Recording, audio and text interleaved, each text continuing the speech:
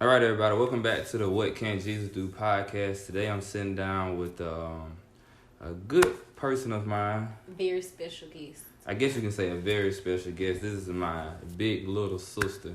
Oh, please. You know, I'm her role model. I'm the one. I'm the muscle in the family. I'm the one. Keep her in line because it's very hard to. But today, we're gonna sit down and talk to my sister about her career path and what she does and how she get down in the business that she pursues as her career. So if you don't mind me asking, introduce yourself.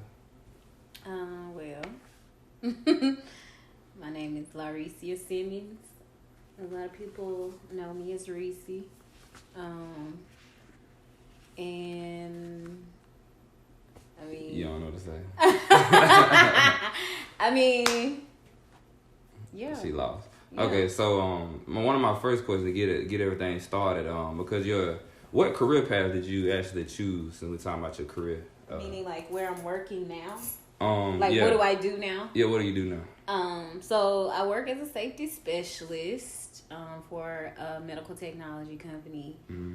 And so basically what I'm responsible for is ensuring that all associates are safe and Not practicing bad habits. Correct. And then also making sure that all of our machinery is safe to use. If someone gets hurt, then I have to go do investigations on that machinery to make sure that we don't need a guard or something on there to make sure that this injury doesn't happen again. Also working with we do risk assessments, which is even if somebody don't get hurt, I still have to assess all of the equipment or just kind of go around and do an assessment to make sure that even though nobody got hurt, that I can make sure that nobody is going to get hurt. So kind of preventative maintenance. Yeah, that's exactly what I do. Yeah. To make sure. So you're a safety specialist. Mm-hmm. So how did you decide to get into that field of study? Well, first of all, before we get to that, where did you start college? Because if I'm not mistaken, you didn't start like in college going as a safety specialist. I didn't. So my original career path, that what I wanted to do, I wanted to work in the healthcare field, and everybody from LSC didn't know Dr. Tyler. Mm-hmm. And so one day I was at his office. I can't remember if I was doing a checkup or something. I can't remember. So I was he was what do you want to do? And I was well, I want to work in the healthcare field, but I can't do the guts and stuff. Yeah. And so he was well, what about physical therapy? And I was I didn't really know what that was at the time. So my original plan was to go to school for physical therapy. That's what I wanted to do. But I kind of got sidetracked because I was more focused on how long it was going to take for me to go to be a physical therapist. Yeah. How long did it take? School. It took about maybe 8 years. Oh, no. But I mean, you say that, but if you think about it, a lot of times, when people graduate from college, it takes them a decent amount of time to actually even find a job. Exactly. On top of that, you may have to go back to school for a master's or something like that. So that time when I could have been in, and it might not even take 8 years. I think I remember the last time I checked it was 8 years, but that was years ago, so I don't really know. But I mean, even though still it take the same amount of time for you to finally get into your career or whatever, and I could still have been working while I was going to school, you know what I mean? But so I ended up going to Miles, and I was majoring in Miles College in Birmingham, and I majored in biology, and I ended up, because my plan was to do that, and then I think I was looking at Tennessee State to go for their physical therapy program. Was it physical therapy? I can't remember if it was Tennessee State. I can't remember. But I was so focused on the amount of time that it took. I wish I had not, focused on that part. Now that, I kind of look back on it, Time can go by regardless. Yeah, exactly. I've been realizing that lately. No matter what you do, exactly, the time is going to fly by. So, I was thinking about that, and Miles College financial aid office was just terrible at the time. I don't know if they have changed, but I was just over the financial aid office, and I ended up transferring to UA, Alabama, University of Alabama. So when I went there, they had this athletic training program. And I know you probably remember, I don't know if you remember me doing that, but I was like, okay, well, physical therapy takes this amount of time, but athletic training. Oh, no, I do remember. Yeah, I do remember. Because I used to, go with the different teams and stuff. Yeah, I got tired of seeing So, so like, even in that, like, I had to, I was going to, like, the classes. You had to take, like, all these classes. And it's basically almost, I ain't going to say basically, but it's almost the same thing as physical therapy. It's different because a physical therapist is an actual doctor. Yeah. But athletic trainer is not. And so... so is the athletic trainer not, like, more of a, like, it's still not a doctor. It's a on-site, like, evaluator almost? Yeah, I guess you could say that, like, medical evaluator. Like, that would be your first point of contact, like... Before you get to the doctor. Exactly. Like, in the event that you get, like an injury or something like that. And it could be something that is also preventative maintenance that they're doing on your body. Yeah. And so, and they work close with athletes and stuff like that. And so... I tried to get into that program, but I think you have to test to get into the program. And so I tested, and in the physical therapy program? Mm-hmm. I thought it was automatic. You have to test to be able to get in there. So I was like, you have, like, those, what I was doing was, like, prep courses that you have to take before you can get in. Mm-hmm. And so, like, when I went into the test, I was 3 points shy of getting in. Ooh, the devil busy. I know, right? And I didn't get in, and that just tore me to pieces.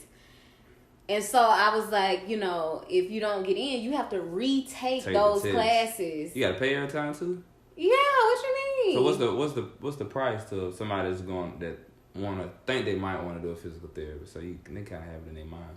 I have no clue. I'm not even gonna lie. Oh, you don't remember at all? I don't remember. Well, you remember I kind of quit physical therapy because I was thinking about the time. So physical therapy was like something that I was not. It wasn't even an option anymore. Yeah, like when I went to Alabama, it wasn't an option. Okay.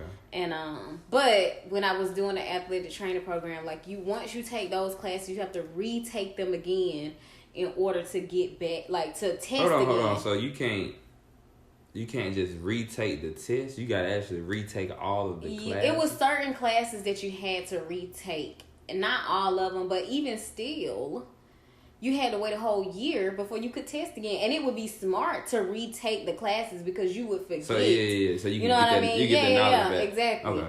But even still, like, that's money. The test was that's money. That's a whole nother year. I have to wait to graduate. A whole thing. And I was just kind of like, okay, whatever. I'm not doing it no more.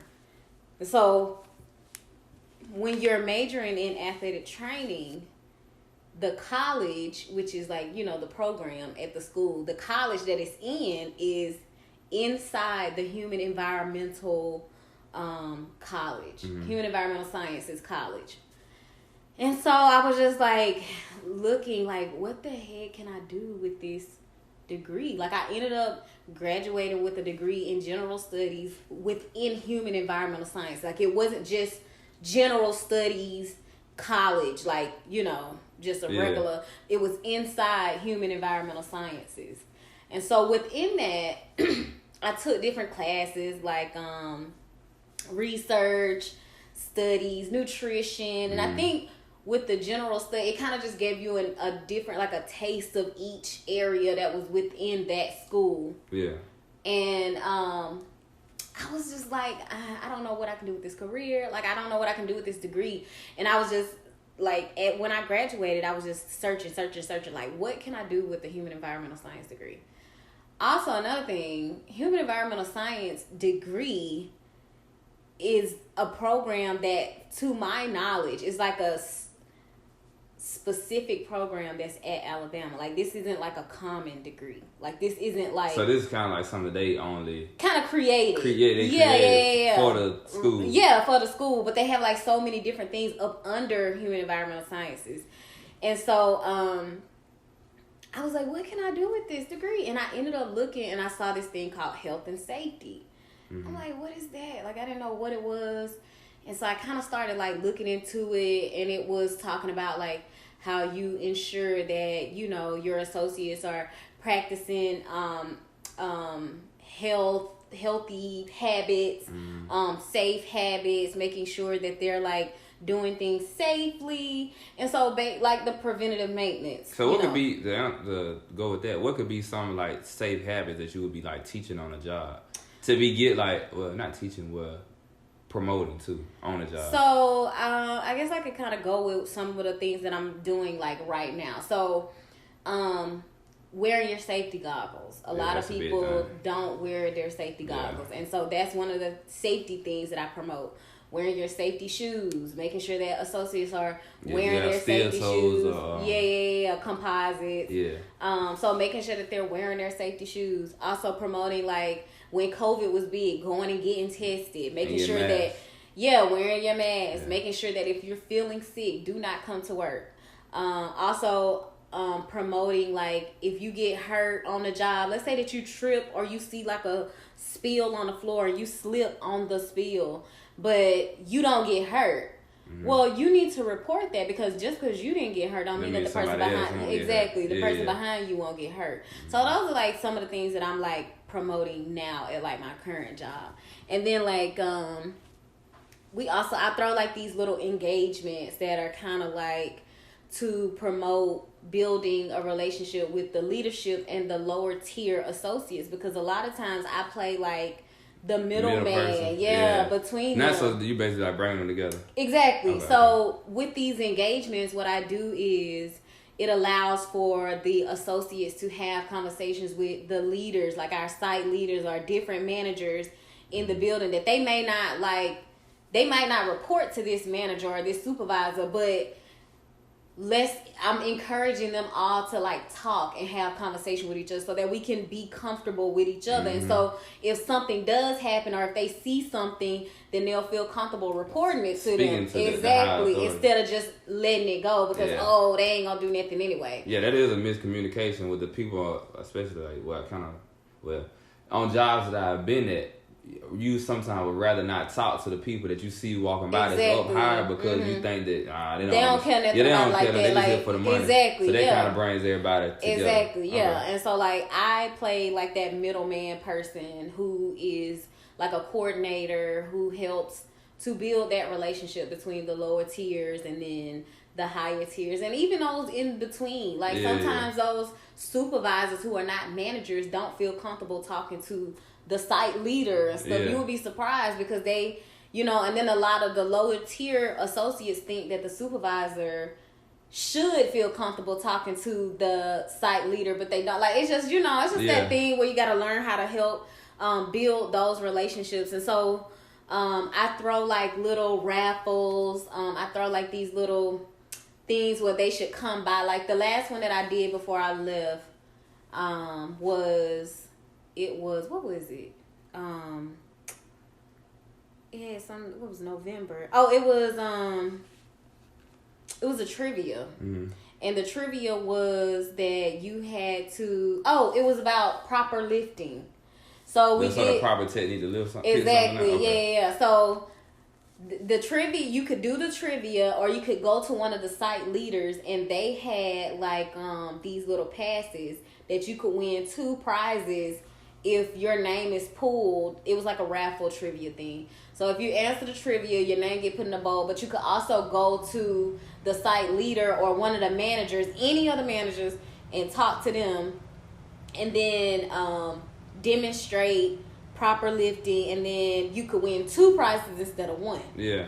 And so that was super. Like a lot of people like that. That was fun because it kind of encouraged them to interact too. Exactly, and it made the lower level associates want to go talk to them because like if they pull my name, I can get 2 prizes instead of 1. And so the prizes that and another thing too, you have to know your associates. Yeah. Like I can't give out free like electronics and stuff at my site because I have like older associates. They don't care anything about like Bluetooth speakers and stuff like that. You gotta know who you're dealing with. Exactly. So what I do is I do like laundry detergent and cleaning products and stuff like that, and that makes them want to participate.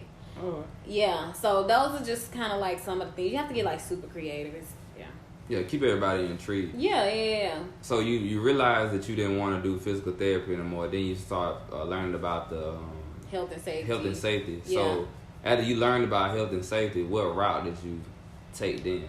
So after that, Alabama has and I was kind of just, because I knew nothing about like this program. I knew like my next step was to go and get a master's, right?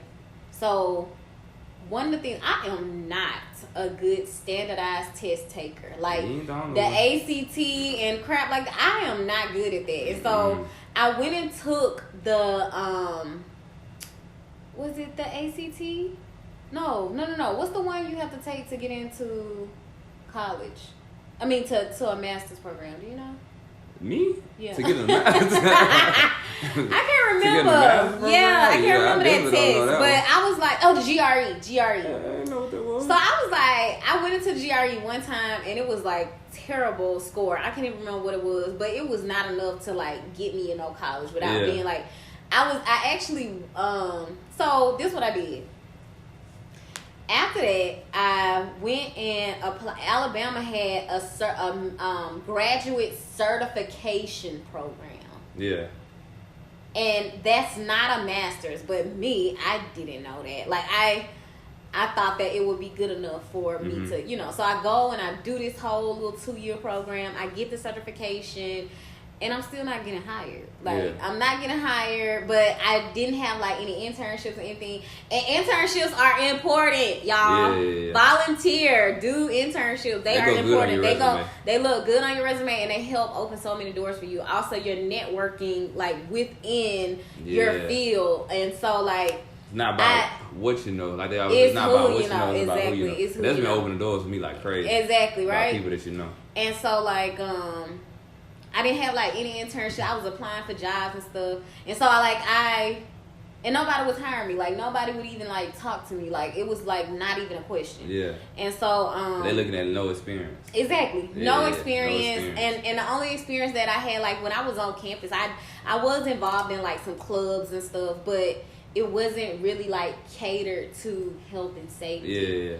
And so when I did this little graduate certification of health and safety management, and I couldn't get a job, so I'm working like for a hotel. You remember I was working for a hotel in Tuscaloosa, and I'm just working. I'm like, I'm just gonna keep applying, and then I ended up applying for this master's program at Troy. It was an environmental science, and so one of the things that you can within the health and safety, it's called different things. It's called health and safety. It's called environmental health and safety, because within that, not only do you have to manage like the people and the safety aspects, but you have to manage like the environmental thing, like storm water. Not letting stuff go into the drain. Exactly. So stuff like that. Even going down and testing the water, like I have to do that kind of stuff too. Make sure it's clean enough. Exactly. And then you have to send it in to the government and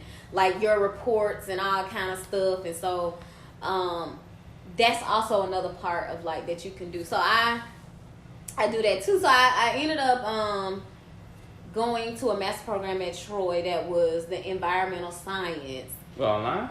Yeah, I did it online while I was in Tuscaloosa, and it was just and because I had such a low score on the GRE, I was on probation when I originally started, which I didn't care because I'm like, I can keep up. Like you had to keep like a 3.0 average in order to.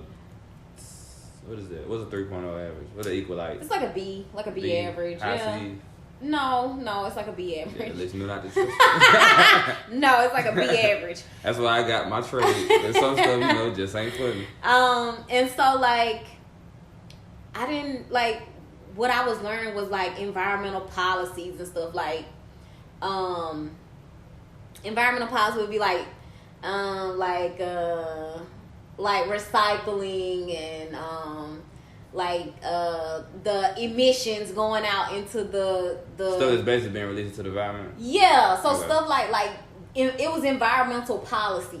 So that was like maybe like the say for, I use the example, say for since I got a diesel truck. Exactly. The amount of soot or whatever that's allowed back into the environment. Okay. So that kind of stuff. Okay. And like, you know, cutting down trees and stuff like that. I was How like, you know what? Down? Yeah. So I was not interested in that. I was like, you know what? This ain't for me. I end up not. I didn't finish that master's degree. So I just kind of stopped. But let me tell you something about God. To God be the glory. I had been applying for this internship in Boston, and so if y'all don't know, like, our dad stays in Boston, and so I had been applying for this internship for the Department of Environmental Protection with the health and safety manager, and I had been applying for like two years. She didn't pick me. Each year it was a summer internship. She never picked me. So mind you, I graduated in 2013. I applied that year, didn't get it. Applied 2014.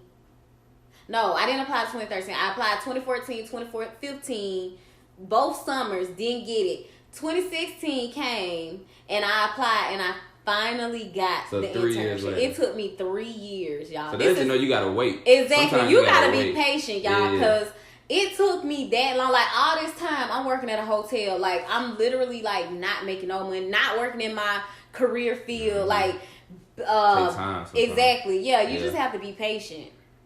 But you also, like, within being patient, you gotta also make sure you're doing some work. Like, in between. Exactly. Like, I was so determined. I'm like, I am not about to have this degree and not be able to get no job. Yeah. And so another thing too was I also had to be open to, like, not just staying in Alabama, because I want to be in Alabama, but that's not where a lot of opportunities are. Like, Alabama, or even a lot of states in the South, you have to move out and come back.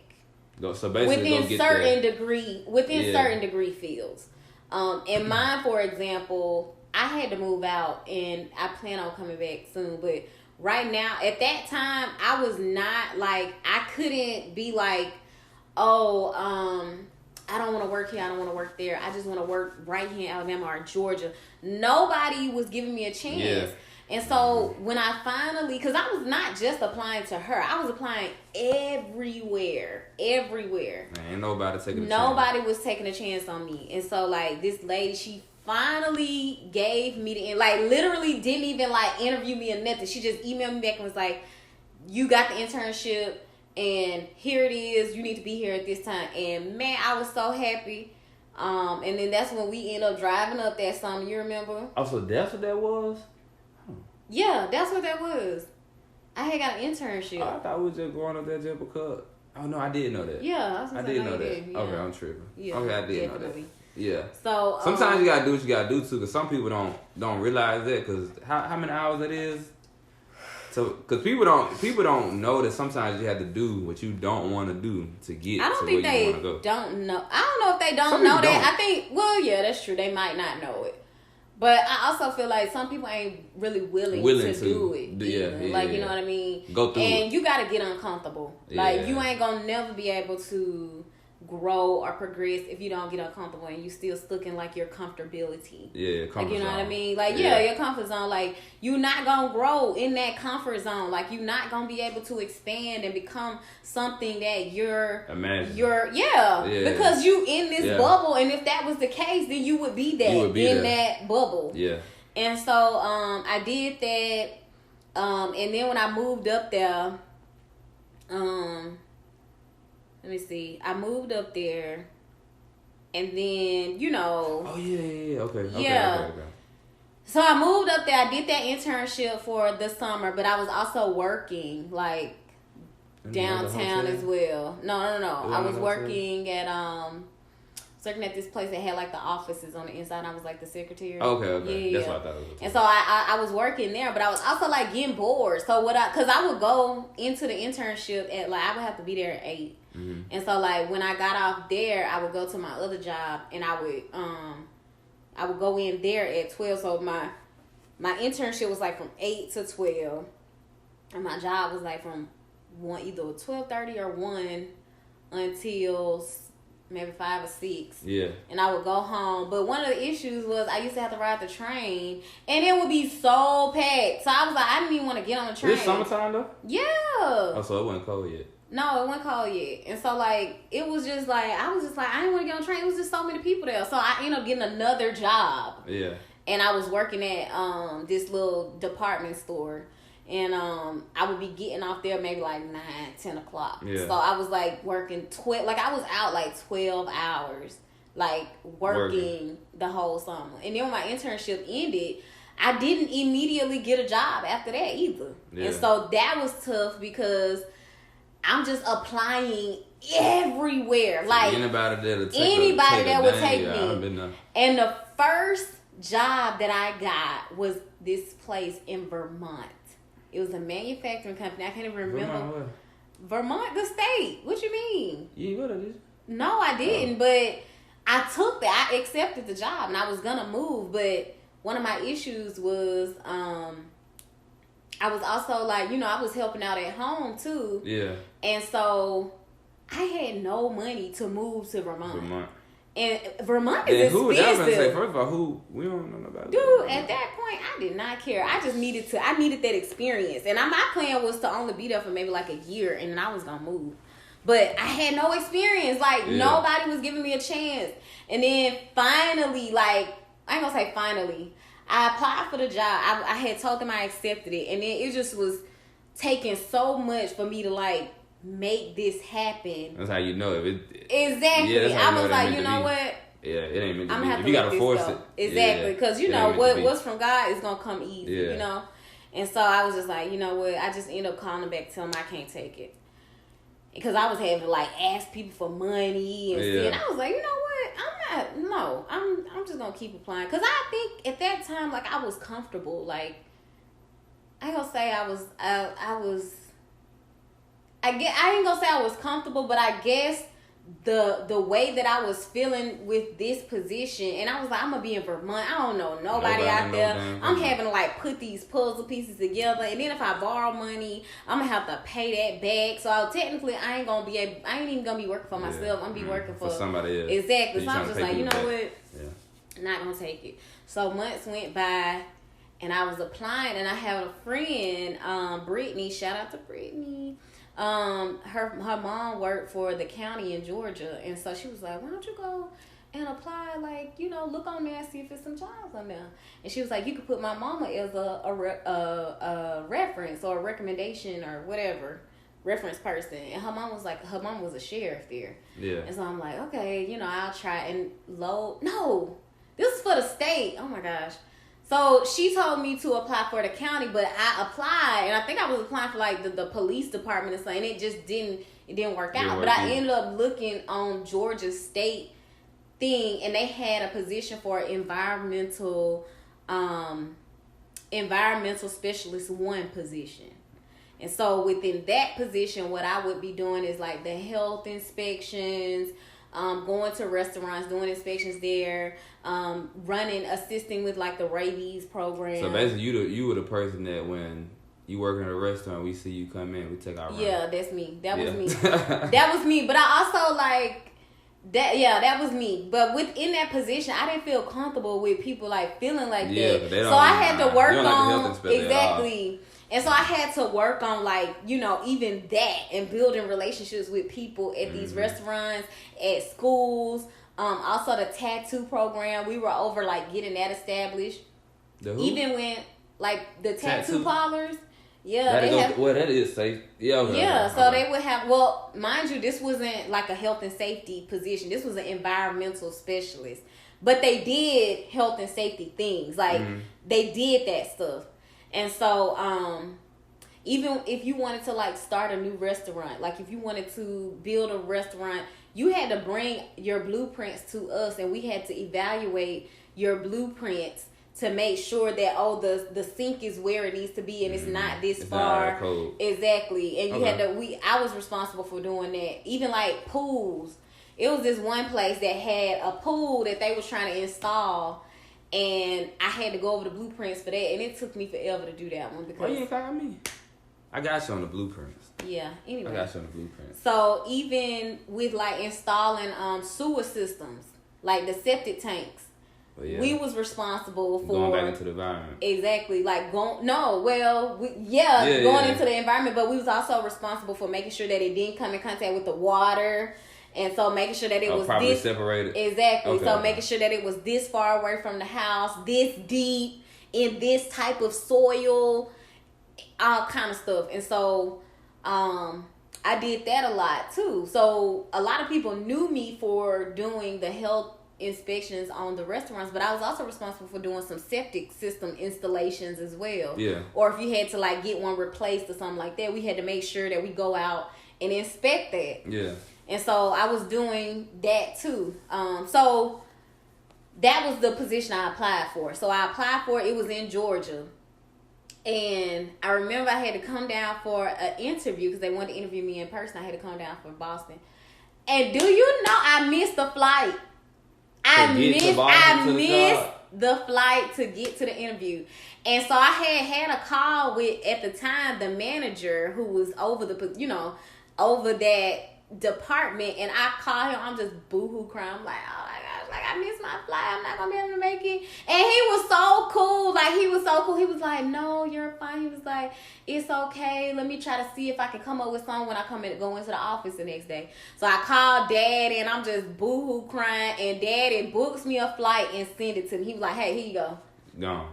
Here you go. Get on the next flight. So I literally just sat in the airport for a certain 30 minutes maybe, and I took a different flight.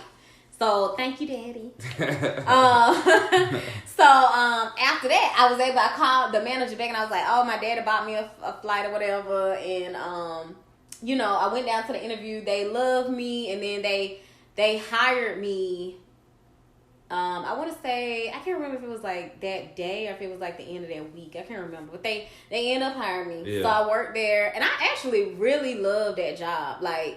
I really, really liked the job, but the pay was trash. Yeah, sometimes I like that. The pay was trash. It was trash. And then I ended up having to stay with our cousin for a couple months until I was able to find me an apartment. And at that time too, I was in a relationship. I had just gotten into a relationship. He was staying in Boston, so sometimes I would fly up to visit him, which was me losing money from saving up. And man, I think I was getting paid $29,000. $29,000. Well, we can't complain because some people want that $29,000, but that ain't. But the goal was to get more in the future, which is especially I had a whole. Well, you're in Georgia though. That's what I'm saying. But it was I was in I wasn't in the That's metro. it. I mean, I'm saying you were in Georgia. And it was a state job. I will say I had great benefits though. I had great benefits, but the pay was trash. And I really liked that job. And so I was just I can't do it. I can't do this. Y'all gotta give me some more money. And so they ended up giving me an extra $2,000 or extra $1,000 or something like that the next day after the next year after my evaluation. But it still just wasn't enough. I'm making $30,000. And you doing all that work. Yeah. That don't and so in Georgia. Exactly. So also another thing, you know how I am. I go from job. I would not sit nowhere. And so I was okay, I really like this job. I want to stay. And then DeKalb County, which is Atlanta, ended up reaching out to me about a position. It was the same position, except it was an environmental specialist 2. Yeah. And it was more money. But the job was crazier, meaning in Atlanta they have places clubs and stuff that serve food that you would inspect, and it would be after hours.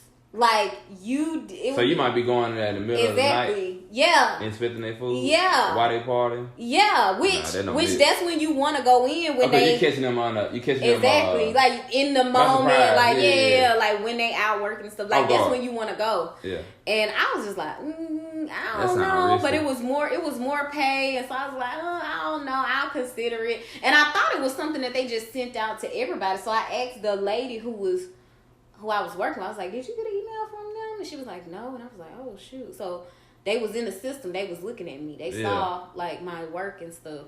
Cause not only were you doing these inspections, but you had to do reports. Mm-hmm. And because these were like government state documents, like you had to make sure that these things, everything was spelled right. You had to make sure the wording was proper. Like you can't accuse people of certain things. Like so you gotta make sure you putting it the right way. Exactly. So for instance, like one of the things we used to catch all the time was people having like this slime mold in the fountain drinks, and it would be like pink.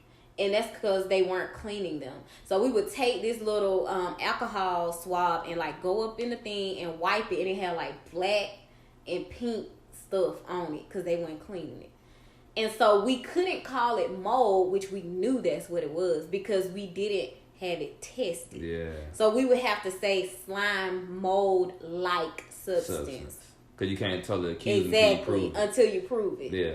So, it was like different type of wording. So you would have to do this report every time you did an inspection. And that's another thing too. People be giving these inspectors grief all the time, but when I was working there, let me tell y'all, people who are inspectors, they don't want to find stuff at your restaurant because that means we got to keep coming back out. And you got to keep doing paperwork. Exactly. We have all this paperwork that we have to do. And not only that, we have to inspect other restaurants. But because y'all keep messing up, we have to keep going back out there. So I think people think that people, like the inspectors always like they want to catch them. Yeah. We don't. It's more work on the inspectors than we. It's more work on the inspector, so it's best for you to like just do right. Yeah. And build relationships with the inspectors. Like it was some places I had relationships with, and they would just call me and be like, "Hey, can we do this?" And I'm like, "Nah, don't do that," or "Yeah, you can do that," or something like that. Or can you come out here and check and look at this real quick to see if this is okay? Like when you do that kind of stuff, then like if the inspector come out, they might be, I ain't gonna say guaranteed, to be a little more lenient on your stuff because they know that you're actually like trying to do stuff right, and you may have slipped up or something like that, you know. And so anyway. No, they know you're working towards getting the problem solved other than just being rebellious. Exactly. Yeah.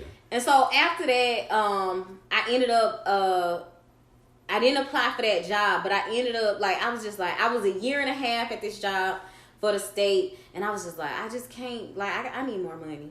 And so I applied for a job at one of the counties in Georgia. And when I applied for that job, I ended up getting it. It was the safety specialist one position, and it was like a extra $10,000. So of course, I'm out of there. But it was further away from my house. Mm-hmm.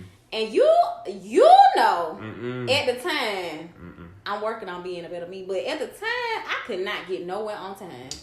Hey, she ain't lying. I could not get nowhere on time, and it was just terrible.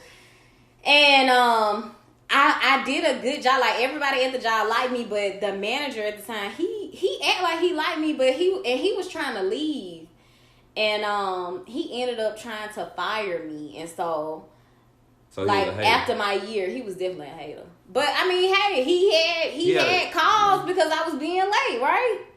And so at that point, I couldn't even. It was really, if I had not gave him a reason. He couldn't have said that. Exactly, he couldn't have said it. And because I was still within my probationary period, he gotta say something. He didn't have to, but he could. He said something because he could. Yeah. And you know, on probation. Exactly. Yeah. So it was just, and then he ended up leaving after I left, after I quit, because I ended up quitting. So he did all that. All that ended up leaving. So I was just like, whatever. So after I ended up leaving there, at that time, I ended up breaking up with my boyfriend, and that's when I had lost my job. This was 2019. Yeah, ended up losing my job when I was staying up there in Birmingham with our uncle and auntie. Okay. And y'all, that was the plant, the plastic. Woo! Yeah, okay, I remember. So when I left the county, I was just kind of I'm gonna take a break because I ended up saving a decent amount of money, and so I was able to stay in my apartment for a little while. But after a while, I just couldn't stay no more because I couldn't find another job. Yeah. And I ended up having to move out, and I went through a real bad, depressed, But still with a goal. But still with a goal. Oh yeah, definitely with a goal. Yeah. Like I was still applying for jobs. Like I had even, I don't know if you remember when I had went to Mobile, was it Savannah? I remember that.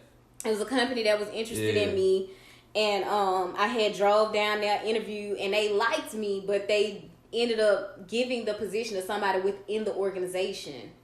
And so they was like, we really like you. We wanted to hire you. Oh, because that was when you had to drive. I remember. Exactly. Yeah. But they ended up paying me for the travel and stuff. But it was just kind of like, I was just going through a real bad time. I was super depressed.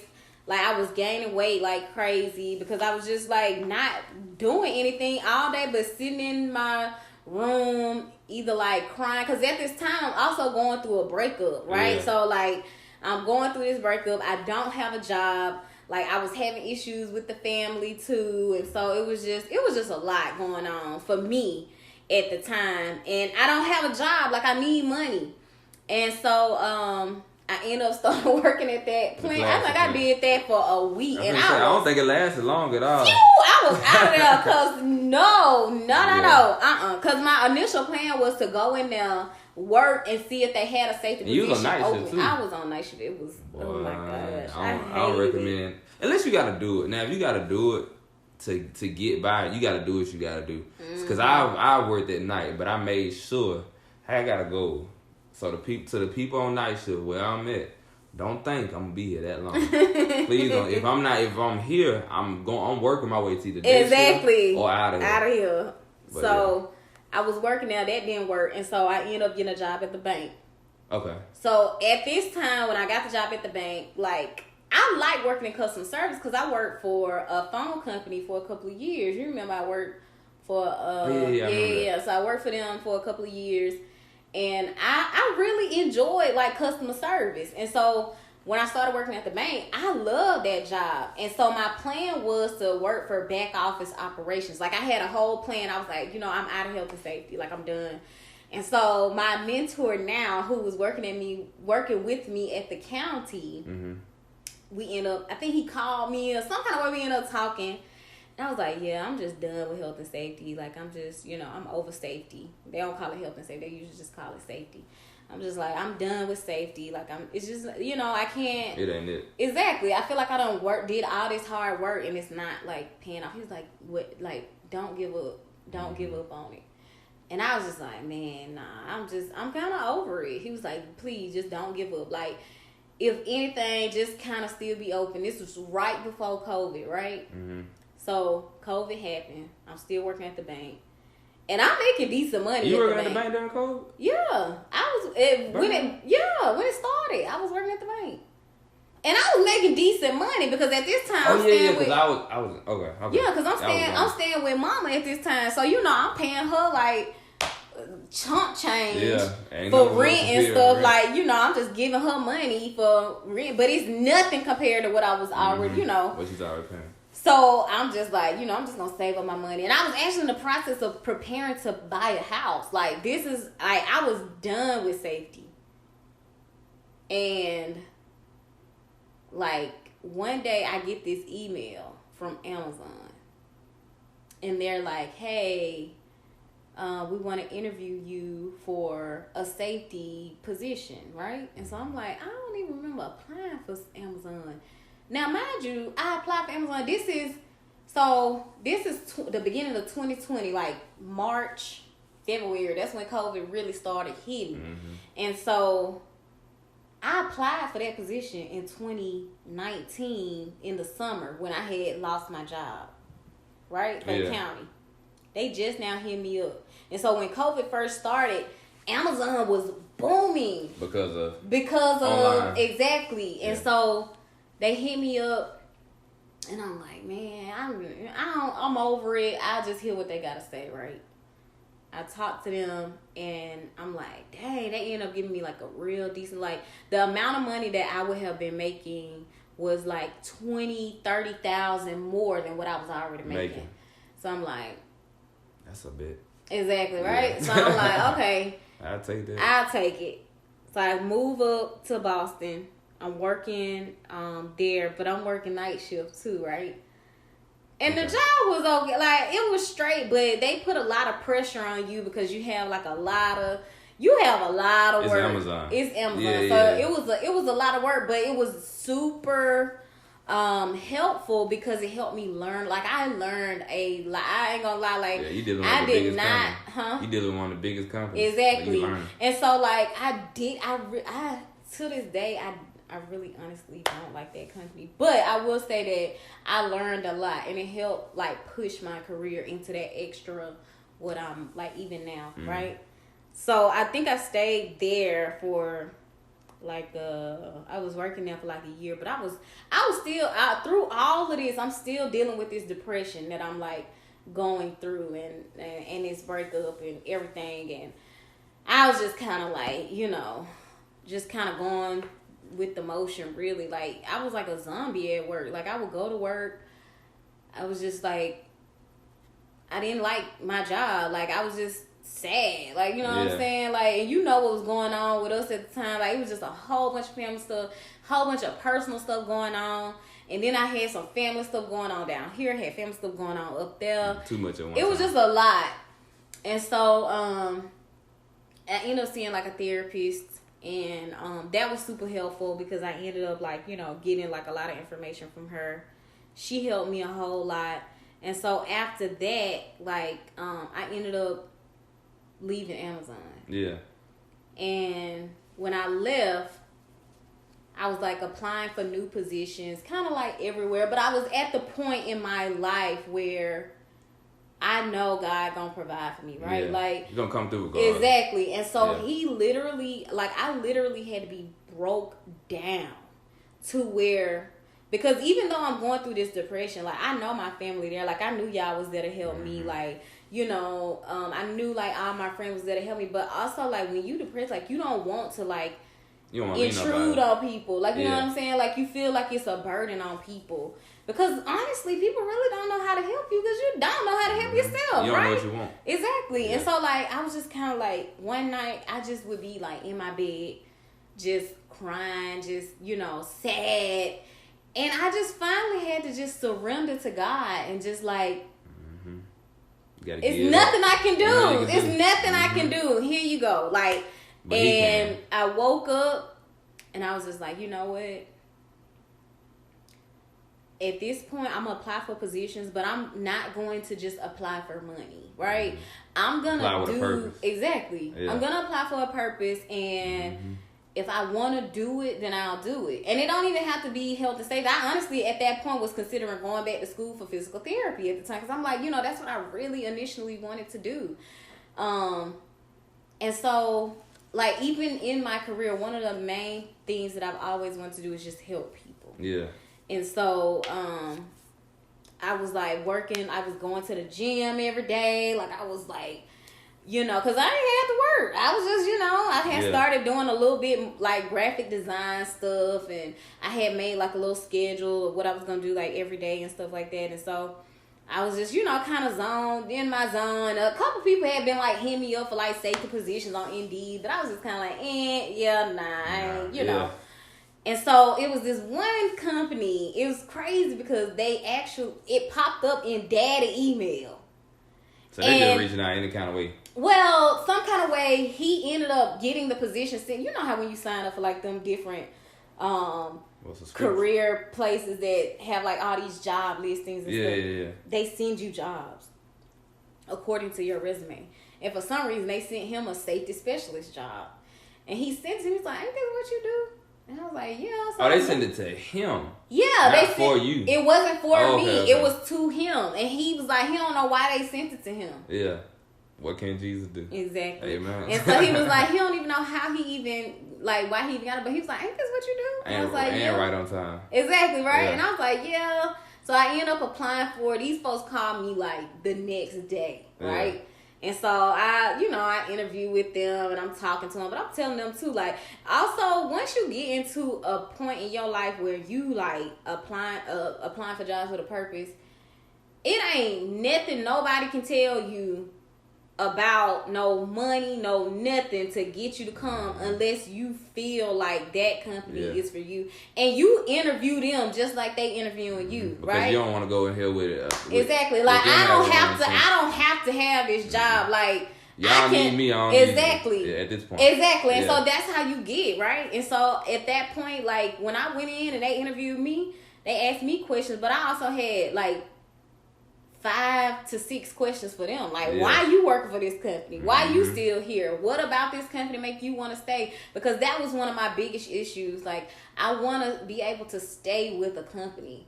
And you know, I keep telling people, millennials, we don't care. I ain't lying about that. If you get on my nerves, exactly, and we out of there, baby. Yeah, I'm at that point now. If the job is not bringing me peace, to a certain extent, because you're going to go through some stuff. Exactly. But if it's something that I can control to a certain extent, you're bringing me problems, I'm gone, my boy. Exactly. I ain't got nothing for you. Exactly. And so, like, that's how I was with this position. And these folks called, like, the whole process took maybe like 2 weeks, and I was hired.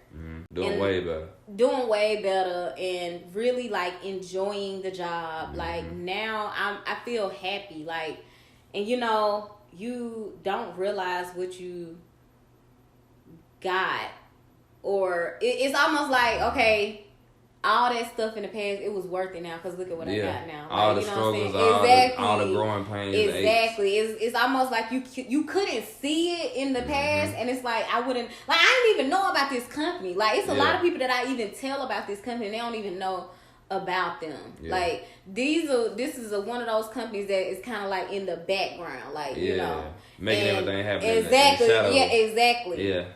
And so also in the medical field. Yeah. Also, so I'm not only just helping people at my site, but I'm also a part of an organization that's helping people worldwide. Yeah. And so that's something to be proud about as make well. an impact. Exactly. Yeah. Yeah. And so, you know, I'm like, right now I'm just happy in the space that I am in, and I thank God for that because I'm not in that cloud of depression no more. Like, I was just like, you know, I can't control that, right? Yeah.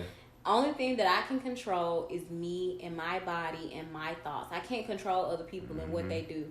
And so what I'm going to do is I'm going to decide if I don't like that, then I just remove my body. Like, I would just remove myself. You can't be upset about that. Exactly, because you can't control that person. They're going to do what they want to do. Exactly. In their job at the same point. Exactly. Their job going to do what they want to do regardless. Exactly. Because right when they get rid of you, guess what? You can go die. Get another person. You can die right now. You are a number. Exactly. You could die right now. And I'm sorry, but your job on there like 10 minutes after you dead. And might not see your family call. No, they might not. Yeah. Depending on the organization. Depending on the person. If they like you. True. I've been on jobs like that. I've been on a job where if they like this person, they send them a call. Even somebody might attend the funeral. But later on, somebody else died. I'm just like, dang, we ain't had nothing for good. And then I started thinking, that make you think, like, back to what you were saying, doing something for a purpose. Like, sometimes you can end up being somewhere and it's not pursuing your actual purpose. They don't care nothing about you. They don't care nothing about you. So once that time comes and you've expired, I've seen it. Wipe that desk off. Yeah, right? Tools out the way. Open up the cabin, get butter stuff out of there. Hey, we need a new one. Exactly. They might not even get your dust off there. And even too, like, when you do stuff for a purpose, like, it makes you, even when you're not making the amount of money, you at peace because peace. You know, like, this is what I want to do. And gotta make it work, though. Oh, yeah, definitely. Because people will see you. Like, you know what I'm saying? Like, people will see your work, and then you ain't even got to worry about applying to stuff because people going to start reaching out to you. Yeah. Which happened to me multiple times, right? Like, you, at that point, have the choice to leave or you can stay, or you can also, hey, this is what they giving me, what you got? Yeah. You know, you can bargain. And so... Yeah, keep that in mind, too, to people, because sometimes... I think people forget that. I think Charlamagne said on the radio one day, he said, your job is only as good as what you accept, or something like that, what he was saying. Like, if you know that your standards, if you know that you qualify for a higher standard the job is providing for you, don't accept it. Hey, if this job, y'all offer me $30,000 a year, that job offering $30,000 a year, but you know you offer more, tell them, hey, this job offer me $50,000. Yeah. What y'all gonna do for me? But also, like, make your work a quality. Like, make your, like, don't go in there separate yourself. Don't go in there half-stepping, like, doing no lame. Like, go in there and be proud of your work. Do you, and somebody gonna see you. Like, they might not see you right then, but somebody gonna see you. And also, when you go to your next job, you know the quality of work that you provide, right? And so that makes you even more profitable, because they giving me this and y'all offering me this, but I know I can do this, so this is why I'm worth this, right? And so, but then also, if they give you that job, now you got pressure on you, because you gotta live up to the expectation. Exactly. Of what you put but out. if that's how you already work, then it ain't no task, right? I tell people that all the time. You know what I'm saying? It's not no task, because that's just how I work anyway. It don't matter. It don't matter about the job, because I'm already. If you say you the best and you putting it out there, so now it's the test time for the test. I was talking to somebody about that at work. I was showing him, at a job I was showing him how to do something. And while I was watching him, he was getting nervous. So I explained to him, like, what you gonna do if the president, somebody come down here and watching you? You gonna be nervous? But at the same time, I had to tell him, like, I know I've been through that before, where the president or somebody on the job site might be looking over and watching you. But I had to come in my sense, like, man, that's just another guy. Exactly, just another human being. He's just another human being. Exactly. Matter of fact, a couple of his buttons might be missing on his pants. Exactly. He just another person. On top of the fact that he might be the president, but don't forget, he needs you. Yeah, he needs you. You've been the one that's been putting this stuff out. So he needs you. If anything, like, it's just an honor to have that person here to look at you, or even to have you. It's like a privilege you were saying. It's a privilege to have you. Yeah. And so he might just be there to be like, oh, well, you know, I want to see how they work, because it be so good. Like, you know what I'm saying? Like, I just want to witness it, or, you know, and I don't know how, but I was just talking to my auntie the other day about how sometimes we come off as naive, because we always try to, like, initially see the positive in people until you give me a reason. If ain't nobody gave me no reason, I'm just gonna automatically think you're a good person. Right? You know, unless, like, you done gave me a reason, or you done did something to me for me to start thinking that you ain't as good as I thought. And so, like, I just automatically, like, just go in thinking that people, I can't remember why I brought that up, but sorry, I was in that. It's all good. But yeah, it's good. It's good to be able to sit down and talk to somebody, especially somebody that I know. But to give people a better perspective, so they don't think that stuff or places that we are in life, or places that other people are in life, as people come on a podcast, that it just happened overnight. And that the process was just like, it just happened in the instant. It was microwavable. I got mind you, also, I ended up not graduating summer 2013, which was when I was supposed to graduate. I ended up graduating in the fall, because I got in that athletic training program. So that pushed me back a whole nother 6 months, right? So I graduated 2013. I didn't get an internship until 2016, 3 years later. I didn't get a job until 2017. And so even in my career field, they want you to have 5 to 10 years of experience before you start getting some real money. And so that's also where your patience comes too, because you also got to realize, like, I know all this stuff, but I haven't been able to, like, apply it thoroughly, unless you don't have multiple internships. But let me see. So I got a job 2017, worked 2017 till 2019, like, back to back. It was with two organizations, but till 2019, and then from 2019 up until 2020, so maybe, like, 7 months, I didn't work in safety. And I was literally, like, considering, like, moving to a whole nother, you know, field of work. So sometimes it takes, the path can go and it can come. Well, you still kind of on the same path, but what you're dealing with in life can kind of stray. It kind of take you in and out while you're still trying to deal with your purpose. So that's good for people to know. You know, like I said, it don't happen overnight, because people, a lot of times when I be speaking about stuff, even with family and friends that I got that are welders, people may make it seem like it happens overnight. It wasn't no struggle, or even like when you were talking about the stuff that you went through. how we're able to make it seem as if it's easy. Mm-hmm. Now that's only because I done been through some. I done been through some crap. Exactly. I done been through some stuff before. And so it taught us how to maintain. Like even to like What? I forgot. Hey, we getting old. We're getting too old. But yeah, this is what I was gonna say. So even too, I was thinking about myself, like, what make you think that you ain't gotta go through what other people went through? That's a fact. Yeah.